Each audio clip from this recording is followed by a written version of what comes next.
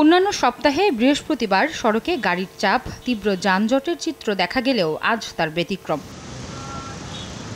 কার্যক্রম নিষিদ্ধ আওয়ামী লীগের লকডাউন কর্মসূচি ঘিরে গত ৩ দিনে বিচ্ছিন্নভাবে ককটেল বোমাসহ নাশকতার ঘটনা ঘটেছে। এতে জনমনে সৃষ্টি হয়েছে আতঙ্ক।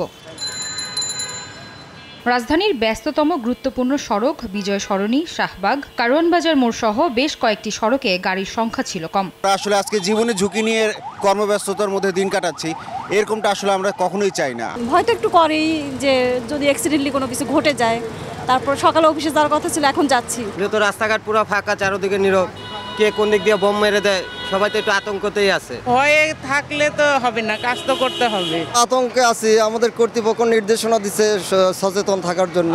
এদিকে মেট্রো রেলেও নেই যাত্রীর চাপ, কর্মজীবী মানুষ ছাড়া বের হননি কেউ। টিকিট কাউন্টারে নেই ভিড়, প্ল্যাটফর্মেও যাত্রী চাপ নেই। স্টেশন জুড়ে নেওয়া হয়েছে বাড়তি সতর্কতা। আসার সময় কোনো লকডাউনের কোনো কিছুই নেই, সব ওপেন ডাউন, সবকিছুই খোলা আছে। কি হবে তা তো বলতে পারি না, এখন যে আসলাম ওটাই ঠিক আছে। চেকিং এর ফলে আমাদের যে সুবিধাটা হচ্ছে, আমাদের যে একটা সিকিউরিটির বিষয় সেটা ইমপ্রুভ হচ্ছে। আরও সিকিউরিটি পারপাসে সবাইকে চেকিং করা হচ্ছে আর এক্সট্রা নজর দেওয়া হচ্ছে, যাতে আমাদের কোনো ধরনের অনাকাঙ্ক্ষিত ঘটনা না ঘটে।